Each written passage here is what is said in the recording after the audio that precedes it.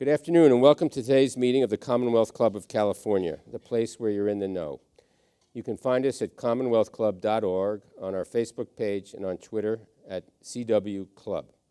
I'm Robert Rosenthal, the Executive Director of the Center for Investigative Reporting and the moderator for today's program. Our guest is Chuck Lewis, an investigative reporter and the founder of the Center for Public Integrity. During his nearly 40-year career now, Chuck has been an investigative journalist for ABC News and a producer for CBS's News 60 Minutes. He is currently a tenured professor at American University's School of Communications. He has written for several major publications, including the New York Times, the Washington Post, and the Los Angeles Times. And he doesn't have enough room in his house for all the national journalism awards he's won. Mr. Lewis's new book, 935 Lies, The Future of Truth and the Decline of America's Moral Integrity, discusses the increasingly blurry lines between the truth and spin in the news.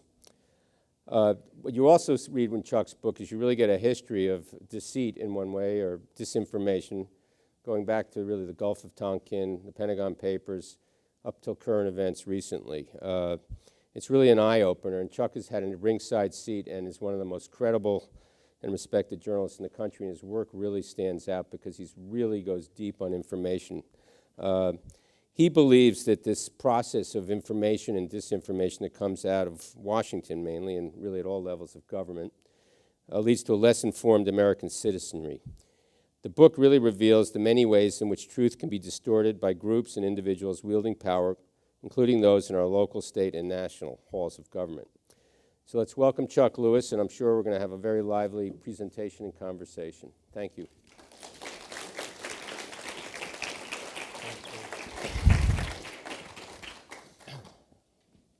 Wow, very nice introduction, thank you, and it's a treat to be here.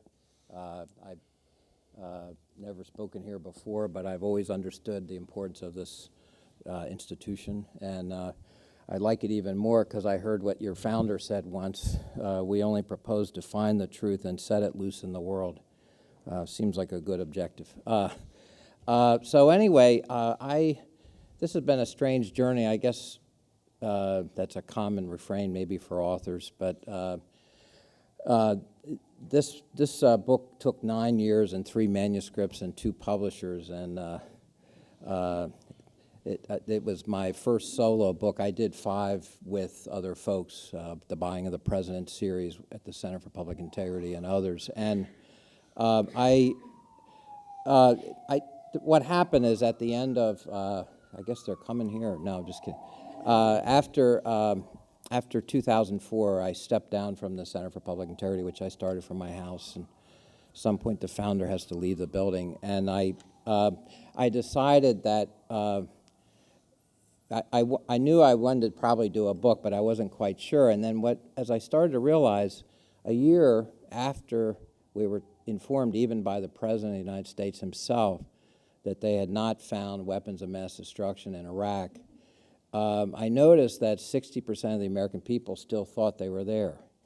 And in fact, I later learned that as of 2012, 62% of Republicans still believed that WMD was in Iraq. And I was it's hard to astonish an investigative reporter, but I was a little surprised, and actually it hit me kind of hard because I thought 2 things. Well, one is the obvious point: if information doesn't matter, the whole notion of self-governance and a government of the people, by the people, and for the people, all those wonderful things that we all studied in school and we all believe in when we walk up the steps of the Lincoln Memorial, suddenly information maybe is not as important as we thought, maybe. But the other thing was even more personal.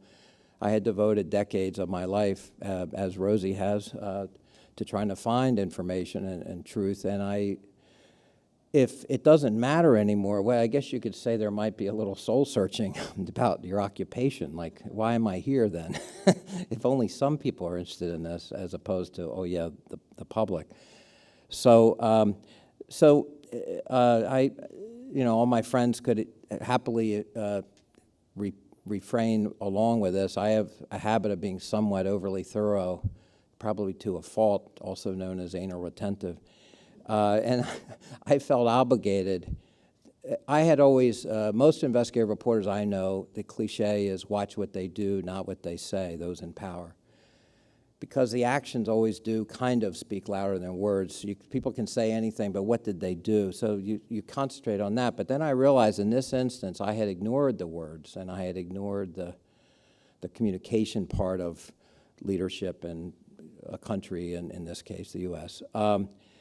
So I decided I had to really, for the first time in decades, focus. I always tried to avoid public relations people. I hope I don't offend if any of you work in that business. But I sort of felt that it was time, maybe I had not paid sufficient attention to how information is created and disseminated. So I put together 8 or 9 researchers, and we literally tracked what we wanted to see was every false and erroneous statement by the President of the United States and 7 other top officials.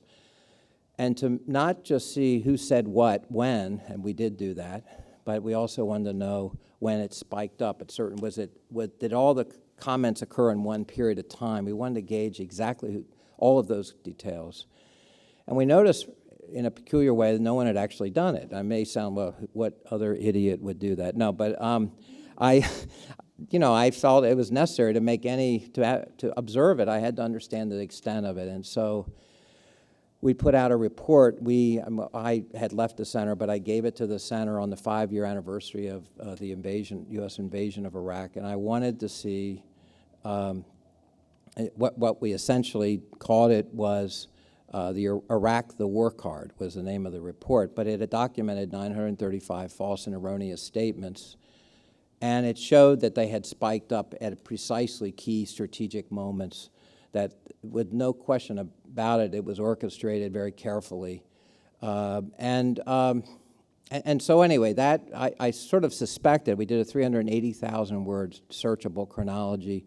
It made massive news around the world. The New York Times had it, and then AP, well, everyone, AP, BBC, 3 stories, NPR, you name it, everyone covered it. The White House denounced it within hours, of course, and all of that's discussed in the book. But the book is actually not about Iraq, but then being anal retentive, I then thought, well, okay, that's Iraq, but is this an aberration? I mean, is it always like this? I mean, I know that politicians frequently are not all that truthful, but I didn't know. Then I'm thinking, well, maybe I need to go back and ponder what else is going on. So I felt the need to then, in fact, I was so bothered by it all, I had to interview the great journalists, the iconic journalists, the ones that we celebrate, the Woodwards, the Bernsteins, the Cy Hirsches, all those people.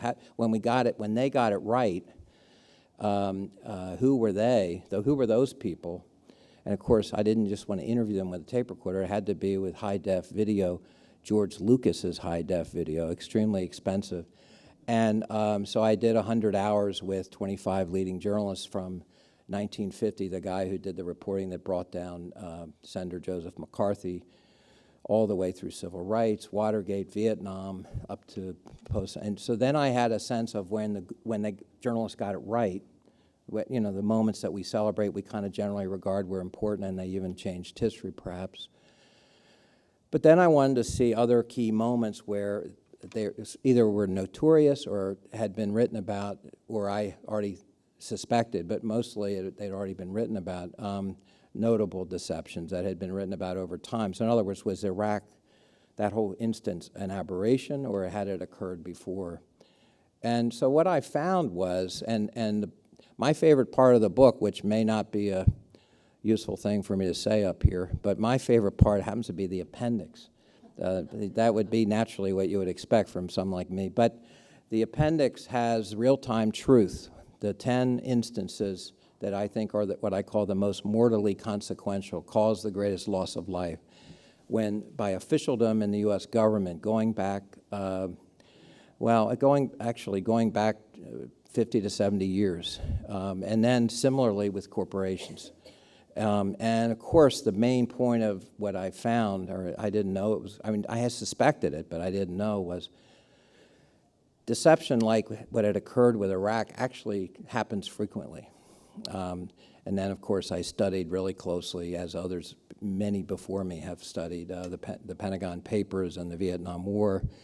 As you probably know, well, we all know, we went to war in Vietnam, and it all started with in the 6 days from the time we said we were attacked to the Senate and the House passing a war resolution regarding the Gulf of Tonkin, which became the war declaration for the entire Vietnam War. That all jammed through Congress in 6 days. We actually did not find out the truth about Vietnam until 1971 with the Pentagon Papers, when we learned that we had been violating the land, water, and airspace of North Vietnam for weeks prior to the Gulf of Tonkin attack. And in fact, the second so-called big attack, there was no attack. There was no enemy actually out there. And so, as Ben Bradley once said, wouldn't it have been nice to have known the truth in 64, not 71? But then I'm thinking, well, wait a minute. So we have two wars, 40 years apart. One's a Democratic president, one's a Republican president. In both cases, the public was bamboozled.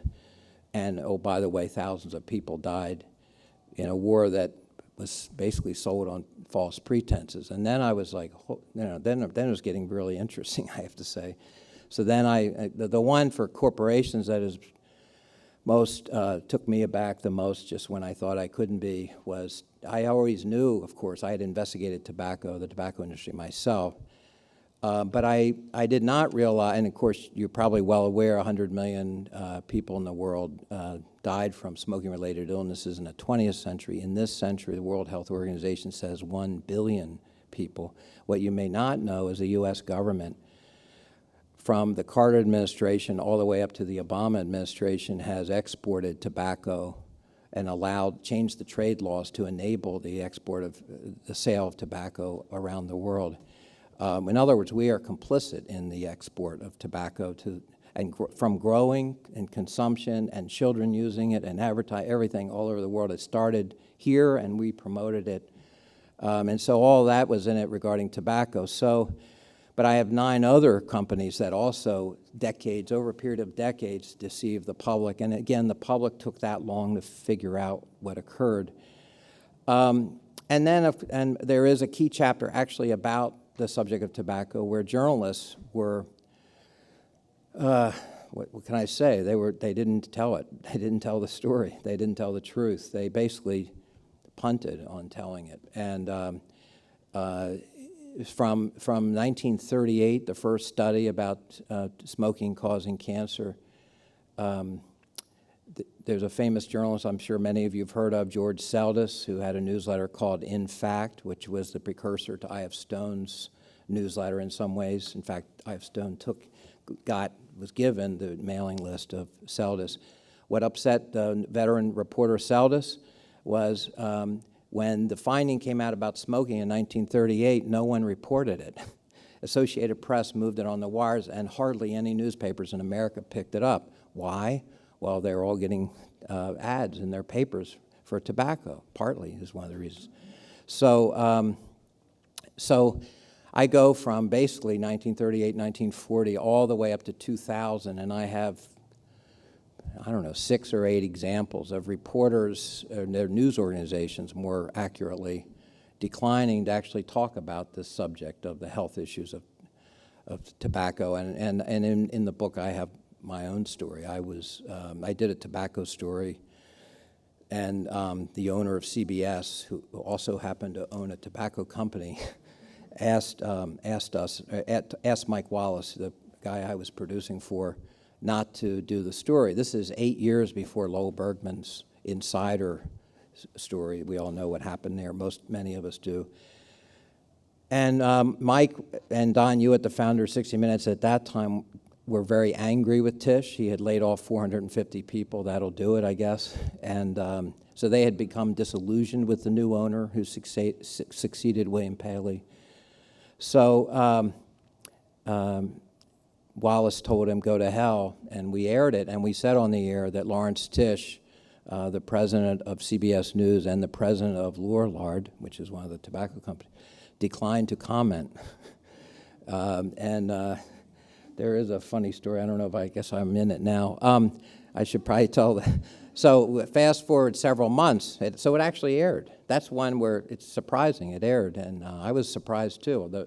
I had a co-producer, Rich Bone, and the two of us were excited. Holy, they really did it. Because we thought for sure we were going to get spiked. And we're at the Tavern on the Green celebrating the 20th anniversary of 60 Minutes. So this is 1988. And they have a big ice sculpture with a big 6 and a big O and all these fancy people that I don't generally mingle with, you know, the corporate types. I don't get out much. And anyway, I see Mike Wallace is there, and he's got a twinkle in his eye, which he was wont to do. We had our differences, which we'll get to, but he had an impish quality where almost like an adolescent sometimes, which was actually made him likable in that sense. But he saw Tish a few feet away. And I apologize for the language I'm going to say here, but I'm just quoting verbatim. But it wouldn't read well if I beeped it or something, so I'm just going to say it.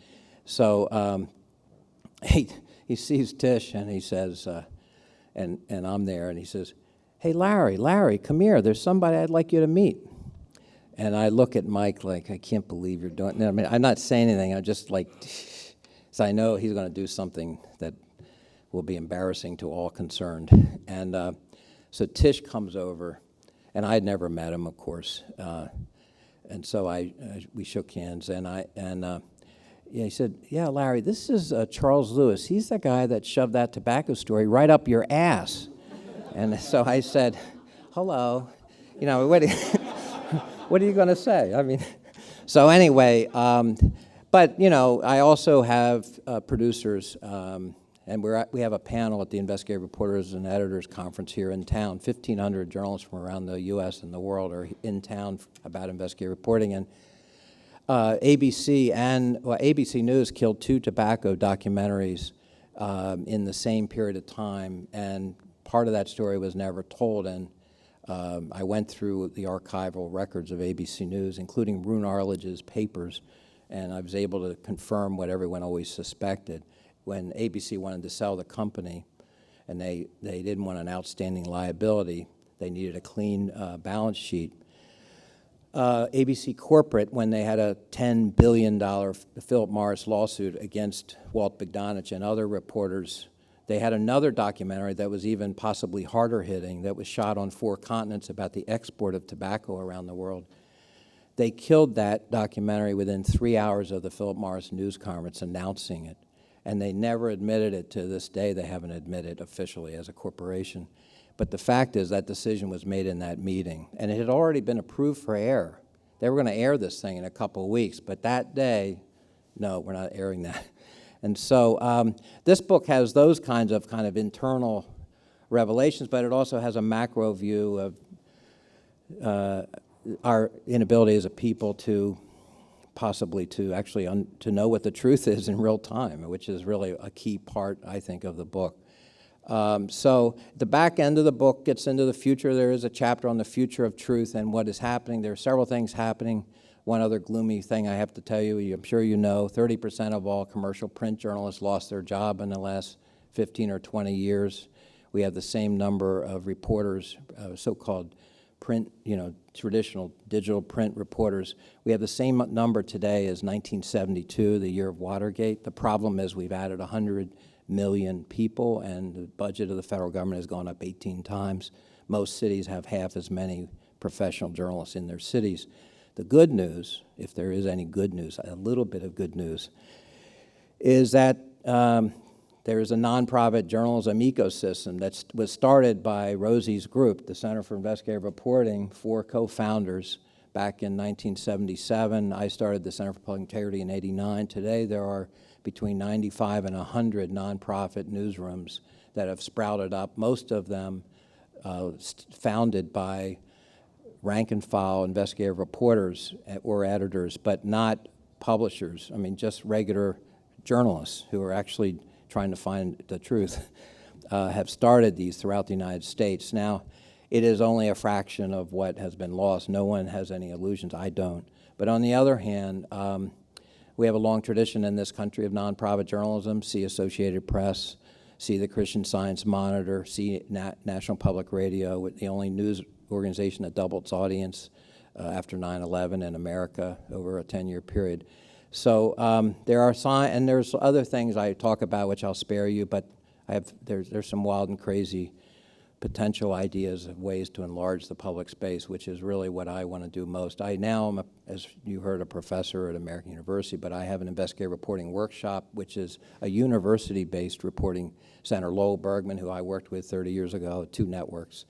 Lowell, as you probably know, has an investigative reporting program at the University of California, Berkeley, and his and my workshop are the 2 largest out of 18 reporting centers in the United States, nonprofit, and we all partner. We've done 5 co-productions with Frontline, a Showtime, Climate Change, Years of Living Dangerously, some of you may have seen, and we did an hour for that, and we incubated a couple books, and we've had 75 students, 7 professors, and 10 or 15 outside writers produce 60 investigative stories in 5 years. So there are things happening. We're making sure that it doesn't become hieroglyphics and that young people will know how to do this work, including all the new ways with technologies that are emanating mostly from this general area of the world. And so with that, I will stop and we'll talk. I maybe talked too long already. Thanks. Bye.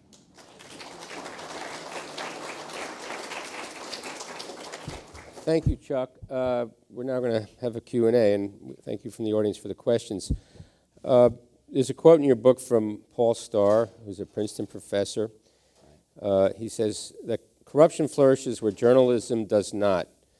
The less news coverage, the more entrenched political leaders become, and the more likely they are to abuse power. So you started talking about the solution, but can you talk a little bit about, because I think the average person doesn't understand what it takes to do investigative reporting, the amount of time, the commitment, the risks, and you're outlining, but talk about why it's really crucial in a democracy and how you think people need to learn more about that. Or do you think the public understands that? I don't. I hope this is working. I don't think the public generally understands it. Yes, it's a problem. First of all, investigative reporting takes time and costs money. When I ran the Center for Public Integrity, we never had an investigation that was less than a month, and one of them went 4 years, and the reporter went to 44 states personally because the records weren't online. But digging records out and reading what you need to read and interviewing. One book we interviewed 1,200 people, The Buying of the Congress, and we had 36 researchers, writers, editors doing a big epic look at Congress, that work is really important. It finds out shocking things like no food safety bills before Congress in 10 years, and the agriculture committees in both houses of Congress were getting massive amounts of money not to improve food inspections in America by, of course, the agribusiness industries. And so would we know that without digging through the legislative votes and the committee votes as well as the floor votes, and also looking at the lobbying by the industry, and also looking at the revolving door of the congressional aides to then go to work for this company or that? Does anyone look at that normally? Most citizens? The answer is no. Do the members of Congress put press releases out about their entanglements? Of course not. Are they in the ads? No. And so I think, and I think we can all point to each of our organizations, things that change, laws that change because of our reporting. I agree. I know Paul Starr, and he's won 2 Pulitzer Prizes for his scholarly work at Princeton. It is true. I've tracked corruption around the world, and I started a group with 2 others called Global Integrity that tracks documents and information, transparency and corruption issues around the world. They've now looked at 100 countries. Corruption does flourish in the dark. And when there's the old cliche, but it's a famous quote by Louis Brandeis, that sunlight is the best disinfectant. I happen to believe that, and people have believed it for a century, and generally that's true. But sometimes one article is not even enough. You have to, like these days, the attention span is so short, maybe less than a hummingbird's, that getting the public to focus. Unfortunately, a story has to appear several days, and it has to be, you have to almost have a thematic thing that you show. Otherwise, it falls into the ether. So the public's attention span has become an issue. Sound bites 25 years ago were 30 or 40 seconds. Now they're 6 or 8 seconds. What can you say of any significance in 6 to 8 seconds? I've been interviewed by network correspondents.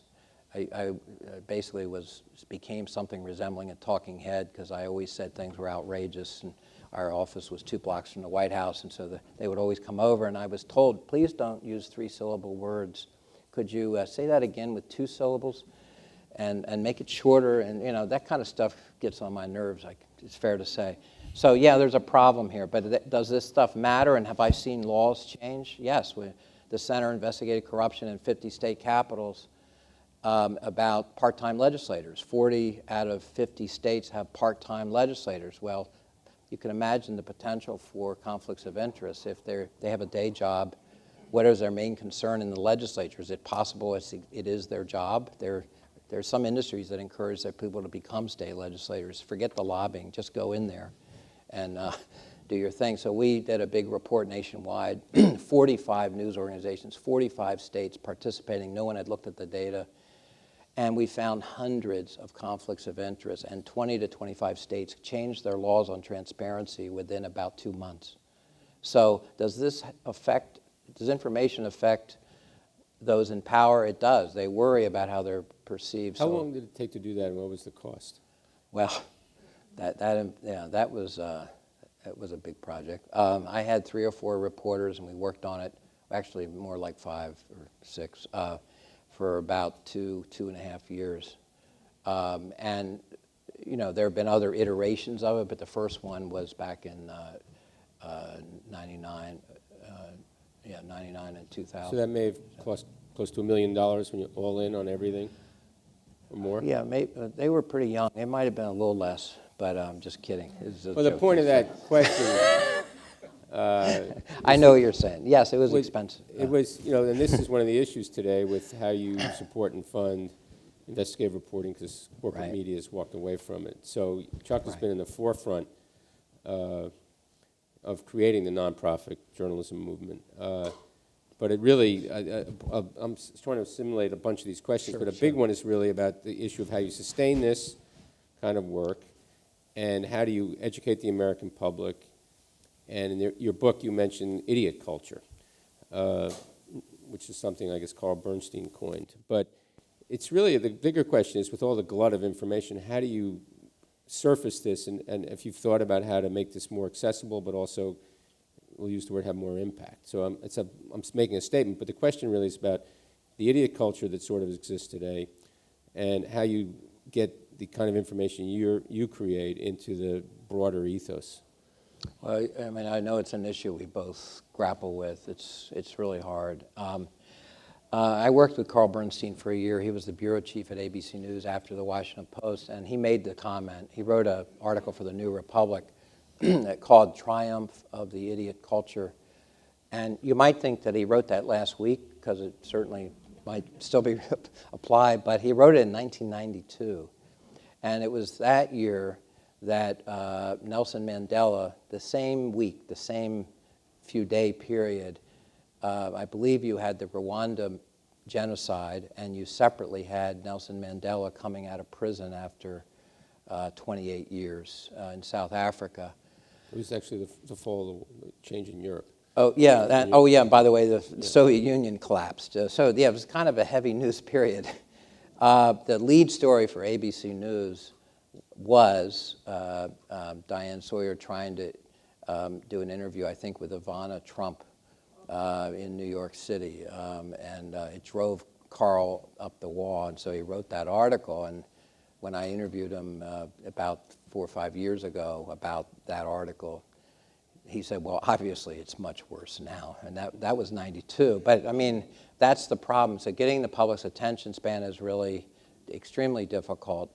And the work does cost money. I mean, look, when I started the center from my house, I had never managed money. I had never run anything. I had never raised money. But this would appear to be doomed from the start. I figured out that if I didn't do something fast, I would there's no telling where I'd end up. So anyway, I did end up raising over the years tens of millions of dollars.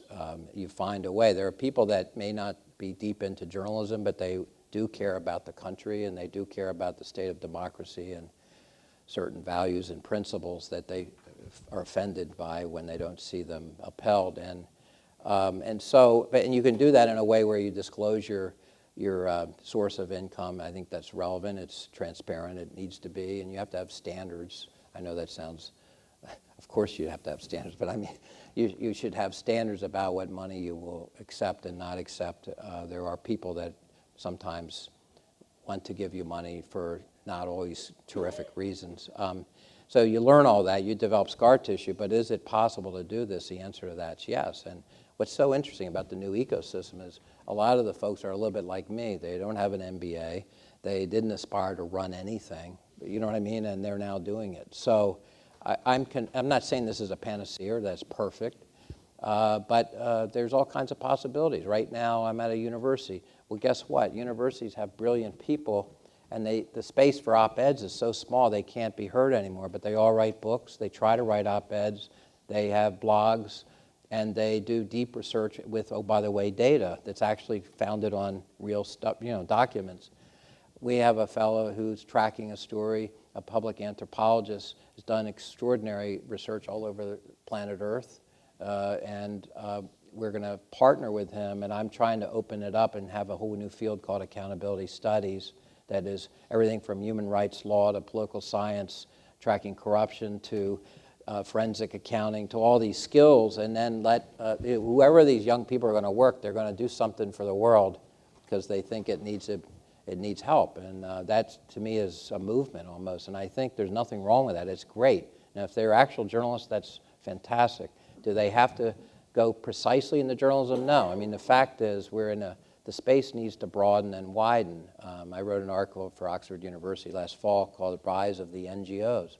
The best investigative reporting on planet Earth today, not the New York Times. Does anyone know where it is? It's Human Rights Watch. They have 400 people. 100 or 200 of them are former journalists. They're still being journalists, but we don't call them that now. And they have 19 offices on planet Earth, and they cover it intensely. Do they have a point of view? Yes, they think human rights are a good thing. And obviously that's glib. I know that there are issues in the Middle East where they have internal strife over certain subjects, but they are doing the most thorough look at that subject. And so now you're getting experts and talented folks and data sets that can be exchanged. So I see all kinds of hope here for widening this space. We jointly hired a Pulitzer Prize winner at my workshop with the Washington Post. Guess what? It was a Washington Post idea. They called me. They said, we heard you were trying to hire this guy. And I said, I heard you were trying to hire him. And I said, well, I don't have enough money. And they said, neither do we. So we did a memorandum of understanding. Together we have hired him for a 3-year MOU, and he's working on the investigative team of the Post. He's a senior editor of me, and he's on the faculty. And did I mention he's teaching grad students inside the newsroom of the Washington Post? Has that ever been done in this country? I actually don't think so. Not at that metro level, the paper that received the second highest number of Pulitzer Prizes. That's they would never have imagined doing that 5 years ago. It would have been unthinkable. Now they're doing it. So keep watching. Things are getting interesting. That's the way I look at it. This is the Commonwealth Club of California program, and we're talking with Charles Lewis, one of the best investigative reporters in the country over the last 40 years, and the founder of the Center for Public Integrity. I'm Robert Rosenthal, the Executive Director of the Center for Investigative Reporting, and your moderator. You can hear the Commonwealth Club programs on the radio and also see video of the programs online on our YouTube channel. So one of the things that's striking about Chuck, and obviously is coming through here, is his passion and commitment. And journalists are unique. They don't start in journalism to become wealthy. It's not a profession you gain a lot of money. Don't get paid a lot for, but they're very passionate, as you can hear. So, Chuck, you had an experience as a young man that I think may have shaped your entire career. I think you were 21, and you interviewed Orlando Letelier. And can you tell us about that story and how you met him, and a little bit about what you've later discovered about his death and who he Yeah. was. Yeah, no, it was a pretty seminal moment. I was a political science major at the University of Delaware. I'm from Delaware. There's a couple other people from there. You know, it's the other side of the continent. And I, um, I didn't really know, I wasn't thinking journalism, although I did work at the Wilmington News Journal in the sports department, but I wasn't sure I wanted to be a sports writer the rest of my life. I love sports, but so I did a senior thesis on, I was surprised at what had happened, and all investigative reporters are an idealist without illusions, the line that Kennedy said about himself. I happen to think most investigative reporters are not Darth Vader, always glum and looking at the dark side. They actually think things should be here, and they're here, and it bothers them. And I guess that's what happened. I noticed that there were bodies piling up in the morgues in Santiago, Chile, in a Newsweek article I read, and I was like, what's going on here? Why are these bodies piling up? And there were some Americans that were in those bodies, so some of the bodies. And there was a lot of talk that the U.S. government was involved in toppling, the government, Salvador Allende and Chile. He was elected. He obviously was also very, leftist, and he wanted to, like all the candidates, wanted to nationalize to some extent the copper industry, their principal product. But there wasn't really a candidate who was against that, which is an unknown thing that people don't always discuss. Anyway, I couldn't understand what had happened, but more importantly, the bodies were piled. I was just fascinated by it. How did we end up so? And clearly, and then Seymour Hersh wrote in September 8th, 1974, an article on page 1 of the New York Times that there was an $8 to $10 million covert operation to destabilize the government of Allende. And I'm thinking to myself, this idealistic young fella, 21 years old, I'm like, well, wait a minute, wasn't that government elected by the public of Chile? And don't we say we're into democracy? Don't we use that word all the time? Why are we doing that? And did we do it? But beyond that, if we did do it, what can the possible justification be? So I did a 200-page senior thesis called The U.S. Destabilization of Chile under Allende, and at one point in the research, and this is crazy because I wasn't an expert on Latin America. I didn't speak Spanish. I mean, I was a kid. I was a senior in college doing this.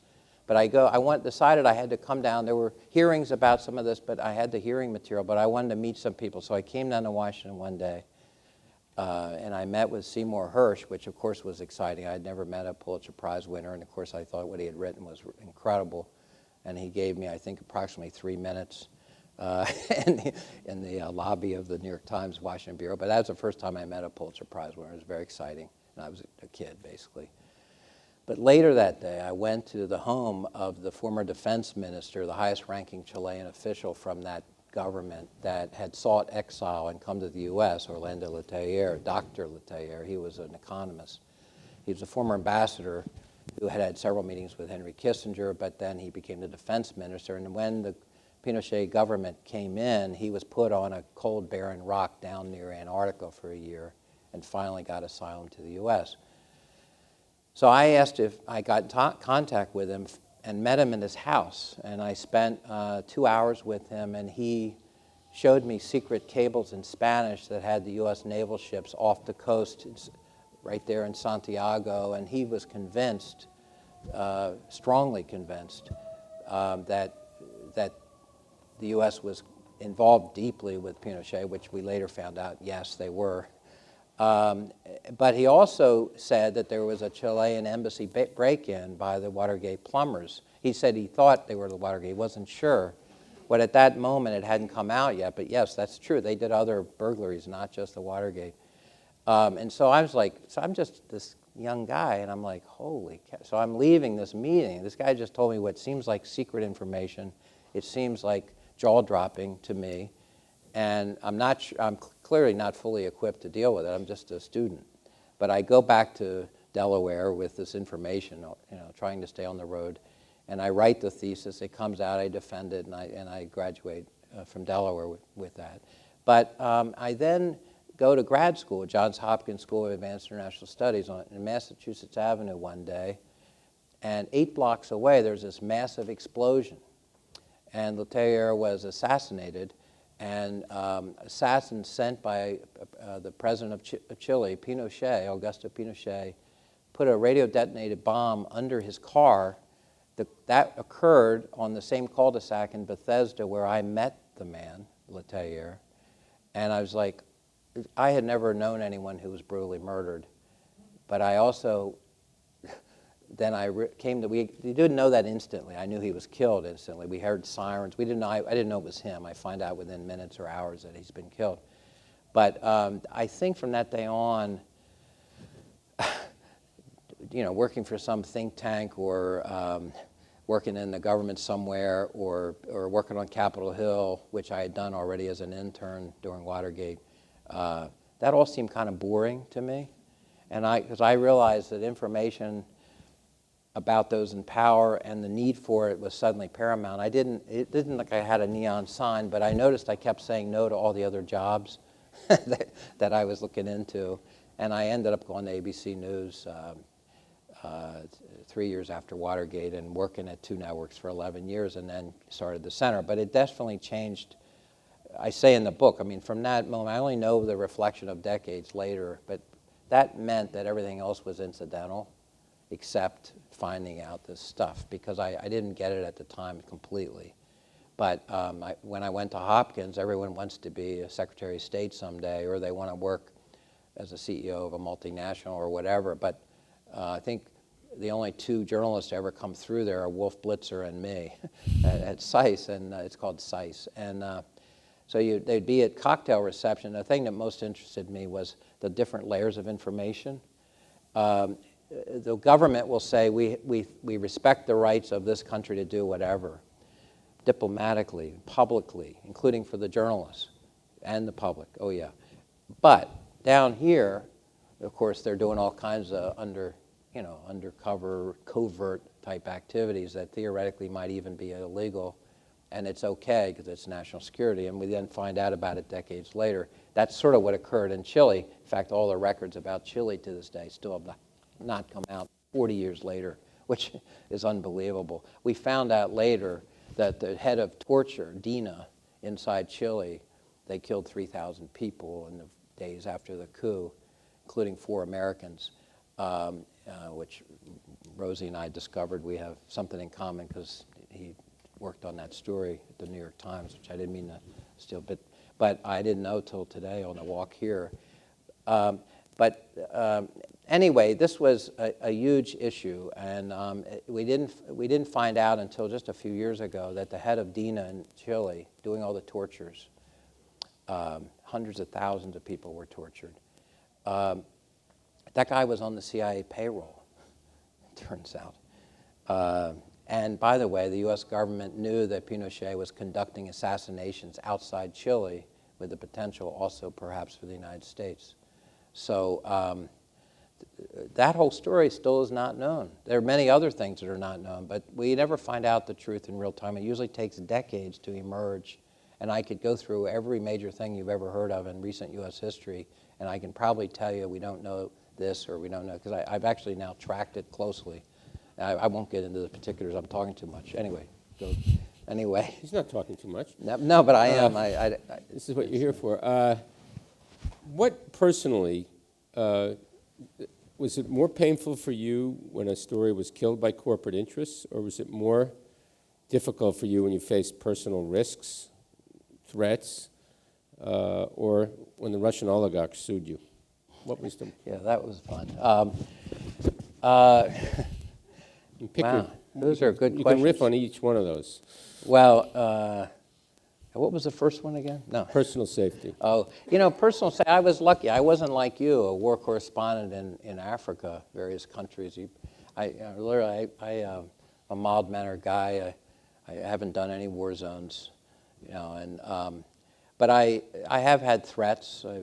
We've had death threats. One time, Mike Wallace and Lowell Berkman and I were in the second poorest county in America, and the state troopers told us we should leave immediately because there was a death threat. And we all felt that it was bogus, and we ignored it, and we weren't killed. But that said, there are people. At one time, a mafia guy in New Jersey threatened to throw me out the window, and he didn't seem like he was kidding. So I decided maybe the interview was over, and I decided I should leave. So I mean, I did a story about a campaign aide to Pat Buchanan when he had just won, I think, one of the primaries, one of the presidential campaigns, and one of the co-chairs of his campaign had taught white supremacist groups how to develop a militia capability, and we broke that story, and it was the #1 news story in America. And I had a book out called The Buying of the President, and we had just broken the Lincoln bedroom scandal, also involving Clinton. But that story, I'm on radio shows already pre-planned by the publisher, and it so happened they had me on a militia station. I didn't know that. So they said, well, we have Charles Lewis here today. He's the one who just broke the story about our friend Larry Pratt, and the lines are lighting up. And my wife has a different last name than I did, and we had just been married, and her mother said, I'm so glad, sweetie, that you kept your name and didn't. She was worried. So, I mean, so that's the extent of my safety, not too much. Well, talk about the other threat, which is real, not only that you face, but when you're an investigative reporter, of lawsuits and corporate pressure. And Right. tell the story, or tell us about what happened and how you were able to defend it with the Russian oligarchs and the cost of that, because it really speaks to the Yeah. need for organizational support of investigative reporters. And there are risks journalists take. In this country, we're very fortunate where they're not targeted, but it's a rare circumstance. Chauncey Bailey was murdered here in Oakland 7 years ago, a journalist. But around the world, journalists are maybe one of the few professions besides law enforcement or in the military that are actually targeted and eliminated. Oh, yeah. Because of their jobs. So, but talk about the situation with the Russian oligarchs. Tell us that story. Yeah. You know, I start out, we try to just do the basic stuff, and then things happen. What can I say? All I wanted to do was since we had done, at that point, 2 Buying of the President books, tracking all the money behind the candidates before they're elected, so we actually know who their best friends are, because we're electing them too, and all of their agenda items for the next administration.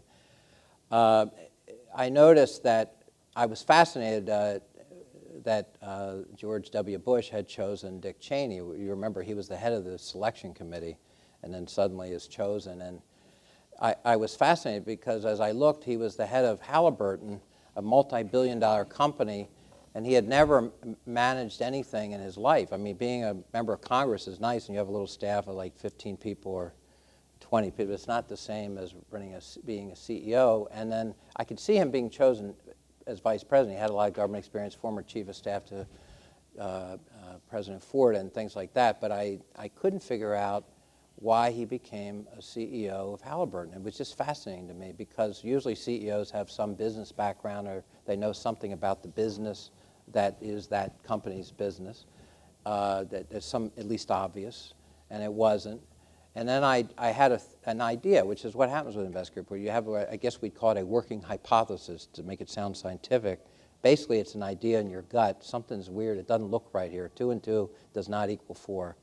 And so I wanted to see what happened here. Why was he chosen? So I said to my staff, I want you to check all of the lobbying in Washington and all of the campaign contributions and all of the federal government contracts that Halliburton received between 1990 and 95, before Cheney goes, and then during his time. So 5 years before, 5 years after.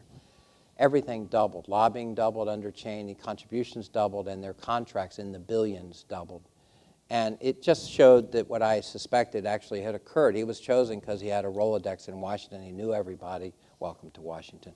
But it's just a good story. It was a very innocuous, I mean, not innocuous, it was a good story. I wrote an op-ed in the New York Times. But we also had noticed, there's always the but, however, that gets you in trouble. So I'm glad we did it, but it was a nightmare. We found that one of the contracts was a $480 million Exim Bank, this private public bank that they basically gave a loan to a company that no one had heard of, or I hadn't heard of, called Alpha Bank, and they specifically gave it to do business. This thing exists to help corporations do business overseas. Critics call it corporate welfare.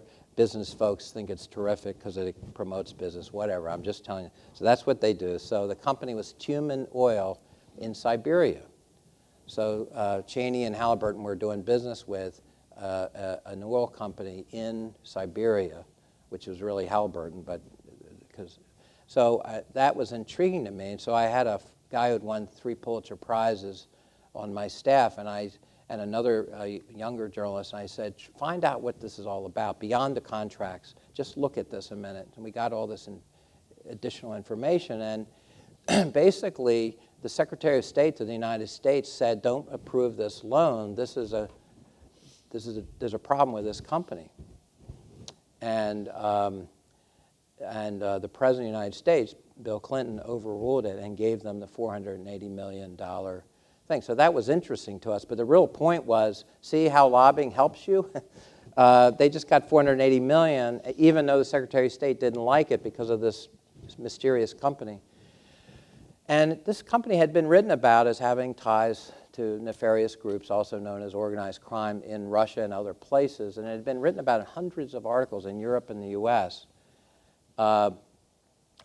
When we wrote what we wrote, it went like wildfire on the web because we had just broken all these other big stories, and this was all based on documents, and we had a record of credibility. Well, within hours, I got a phone call, and Aiken Gump, one of the big fancy Washington law firms, 600 or 800 partners just there, I think, not to mention other offices, saying, if you don't take that off your website, we're going to sue you.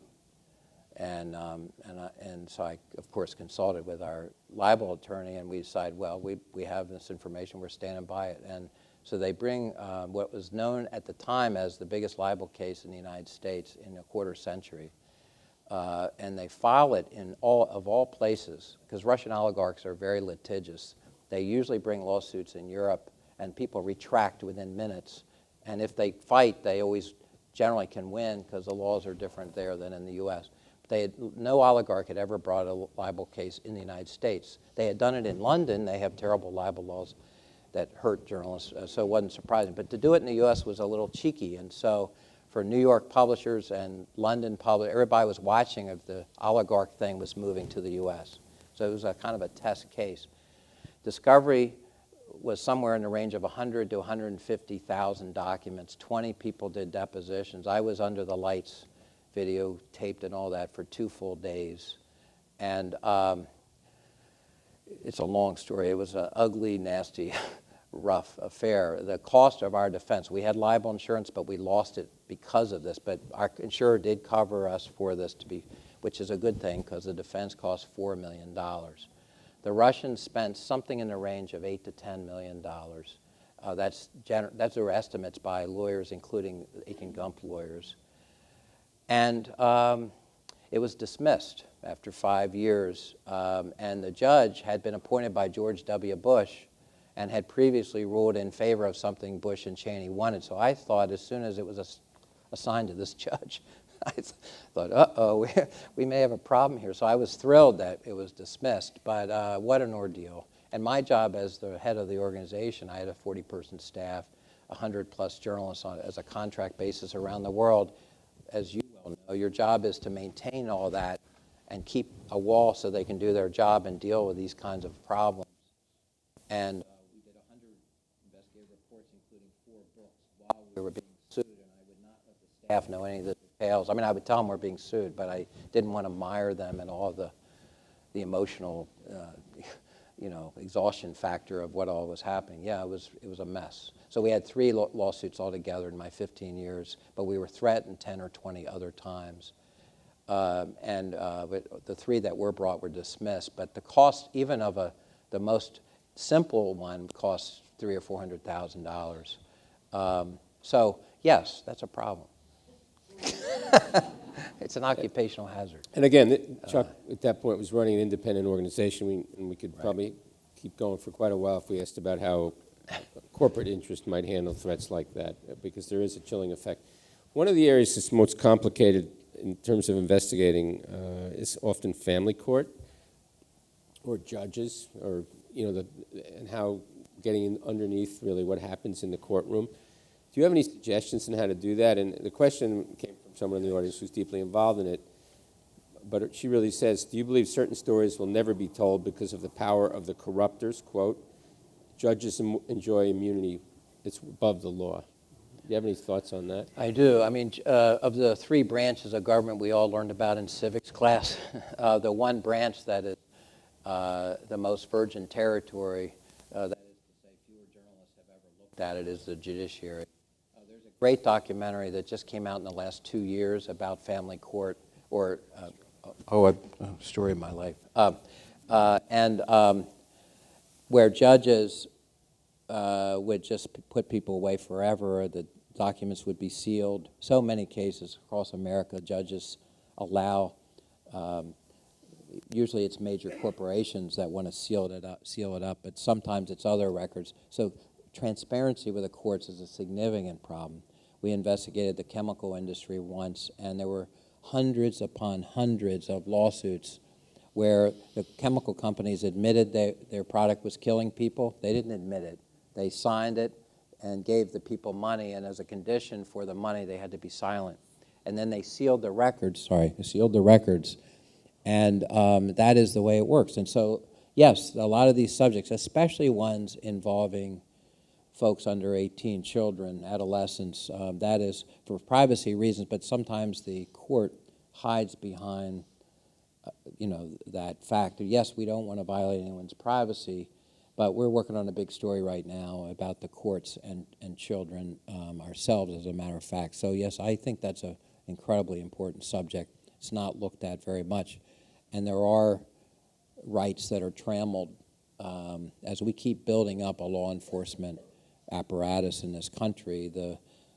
We're not spending a lot of extra money on public defenders and many other issues, and the level of transparency is inadequate, to put it mildly. So yes, it's a problem.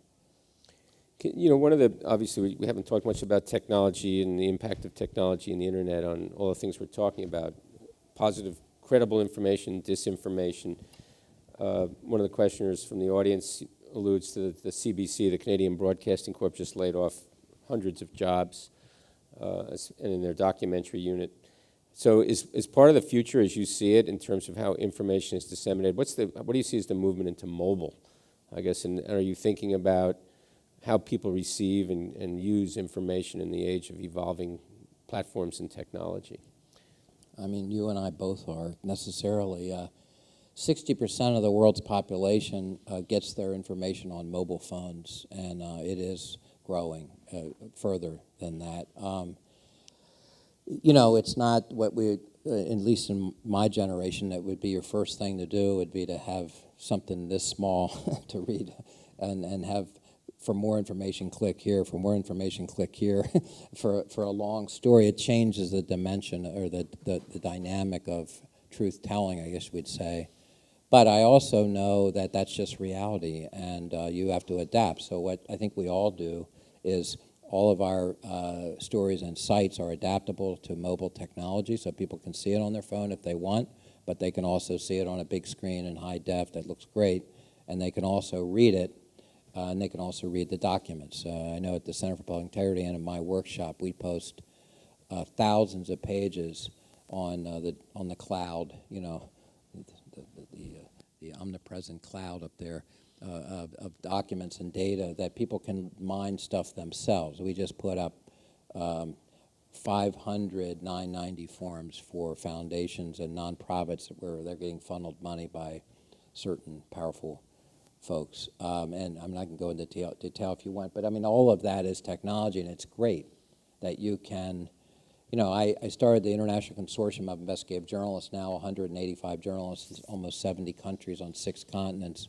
The first time we discovered how significant technology is when we found out that the tobacco industry was smuggling 1/3 of their product. If you looked at World Health Organization records, you'd see that 1/3 of all manufactured cigarettes on planet Earth, according to the World Health Organization and other annual reports, they weren't being sold. Well, that doesn't make sense. Why would you manufacture? Well, of course, they were being sold on the black market. And the companies said they were shocked that this was happening, and they were conducting their own investigation. I'm exaggerating the responses of just a bit, but the basic point was we found that they were smuggling. We had journalists on 6 continents reading all the documents that came through, thousands of pages. We sent the documents around the world without leaving our desk, and the woman in South America, in a particular country, Colombia, found that the Spanish version said the word smuggle on the back. They had made a sloppy mistake, and in one of the British American tobacco documents, it said smuggle. That would be the equivalent of a smoking gun. We put the 5,000-word article up on the web, and within 24 hours, actually 48 hours, there were criminal investigations launched in 3 countries on 2 continents, and the European Union announced their investigation, all from one 3,000 to 5,000 word article with links to actual inside tobacco documents. So that is the thrill of the technology. When you see that, and you see the instant result you get, and the fact that it's global instantly, it's pretty exciting. One of the things we haven't talked about is the role of the source and how crucial they are in investigative reporting. And what we've seen also with the last few years of the Obama administration is a real attempt to chill investigative reporting by going after journalists who, and revealing the issue of revealing their sources. Can you give that some context, Chuck, and not only the role of the source, but what you've seen evolving over your career? Sure. I'll try to be efficient. I mean, clearly, all journalists need sources. That's sort of obvious. And the problem that's happening for journalists is in the old days, they would promise to protect the source. Now their news organization may not. And we've seen that with 2 or 3 news organizations where the reporter doesn't want to give up their notes, and they do want to protect the source. And the publisher says, sorry, those notes belong to us, and they give it to the prosecutors. We saw that happen. I think it was Time Magazine did that recently. And of course, in my book, I have the ABC News thing. ABC News gave all of Walt Bogdanich, a great reporter, 3-time Pulitzer winner, gave all of his notes, including his expense account records, people he had lunch with, et cetera, to Philip Morris over the objections of Walt. Now, fortunately for Walt, he claims he never put any of that in a record, and he paid cash, and he made payphone calls, not credit card calls, because he knew he might be detected. But sources are extremely, they're invaluable to journalists. The problem we have now is it's hard to find a source because of all the surveillance. I'm friends with some of the leading national security journalists, such as Jim Risen, and these days you have your GPS tracking device in your phone. In Washington, D.C., and in many cities, you have thousands of cameras. Government employees will always know that the government may be reading their mail, their email, scraping the site daily. And you can't go to the government office, you have to sign in. So how do you meet your source? Well, good luck. I mean, it's harder and harder. Of course, sources are seeing sources being prosecuted. 6 or 8 leakers have been prosecuted using the Espionage Act by President Obama, more than any president in U.S. history. There was never a debate or discussion about this in the 2008 campaign, I can tell you. It is a surprise to everyone that he has been so aggressive on that front. Yeah, so sources now, getting a source is harder than ever. So I could talk much more about that, but I don't think we have time. Yeah. Yeah, we've actually reached the point, this has moved very quickly, where we have time for one last question. Okay. And I'd like you very quickly, I mean, you described today your inspiration as a young man. What would you tell young journalists today who want to be investigative reporters about why what the future looks like and why they should do this? Well, I'm not objective. I would tell them if they think that it would be good for the U.S. of A. and the world to have a future, they should become an investigative reporter, because somebody has to watch the bastards, whoever they are. And I happen to think that really it's about the highest calling in the world. You get to find out information that no one else knows about and tell the world. What is more noble than that? So to me, it's a no-brainer, but of course not everybody wants to do that.